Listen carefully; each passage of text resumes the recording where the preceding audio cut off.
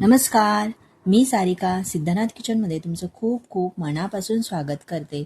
भेंडी बनवताना चिकट होते आणि चव येत नाही. आज मी तुम्हाला परफेक्ट लसुणी भेंडीची रेसिपी सांगणार आहे. सर्वप्रथम 250 ग्रॅम एवढ्या भेंड्या घ्यायच्या आहेत व पाण्याने स्वच्छ धुवून घ्यायच्या आहेत व कोरड्या करून घ्यायच्या आहेत. भेंडी कोरडी करून झाल्यानंतर व्हिडिओत दाखवल्याप्रमाणे उभी चिरून घ्यायची आहे. उभी चिरून झाल्यानंतर अशाच पद्धतीने आपल्याला सर्व भेंड्या ज्या आहेत त्या चिरून घ्यायच्या आहेत. भेंडी चिरून झाल्यानंतर एक पसरट पॅन जो आहे तो गरम करण्यासाठी ठेवायचा आहे. पॅन गरम झाल्यानंतर त्यामध्ये एक पळी एवढं तेल घालायचं आहे. तेल गरम झाल्यानंतर त्यामध्ये पाव चमचा मोहरी, पाव चमचा जिरं घालायचं आहे. 7 ते 8 एवढी कढीपत्त्याची पानं घालायची आहेत.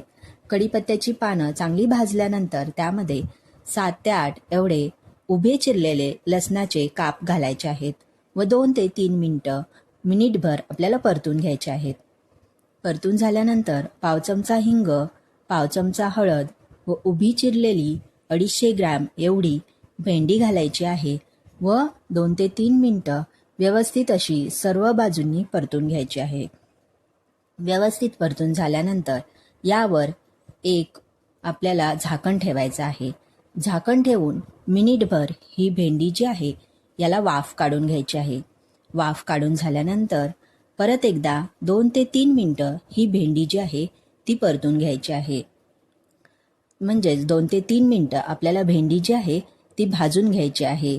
भेंडी चिकट होऊ नये म्हणून आपल्याला ही भेंडी जी आहे ती भाजायची आहे. यामध्ये आपण काही मसाले घालायचे आहेत. त्यामध्ये अर्धा चमचा गरम मसाला घालायचा आहे, अर्धा चमचा लाल तिखट घालायचा आहे, अर्धा चमचा धने पावडर घालायची आहे व चवीनुसार मीठ घालायचं आहे व परत एकदा सर्व मसाले यामध्ये मिक्स होतील अशा पद्धतीने आपल्याला भेंडी जी आहे ती हलवून घ्यायची आहे. भेंडी हलवून झाल्यानंतर यामध्ये आपण 2 ते 3 एवढे चमचे भाजलेला शेंगदाण्याचा कूट घालायचा आहे. भाजलेला शेंगदाण्याचा कूट घालून झाल्यानंतर परत एकदा ही जी भेंडी आहे ती आपल्याला चांगली परतून घ्यायची आहे. बघा, कुरकुरीत लसुणी भेंडी जी आहे ती तयार झालेली आहे. आता आपण यामध्ये थोडीशी बारीक चिरलेली कोथिंबीर घालायची आहे.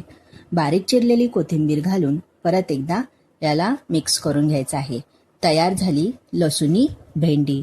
तर लसुणी भेंडी बनवताना काय काळजी घ्यावी? तर लसुणी भेंडी बनवताना सुरुवातीला मीठ घालायचं नाही. भेंडी ओलसर ठेवायची नाही.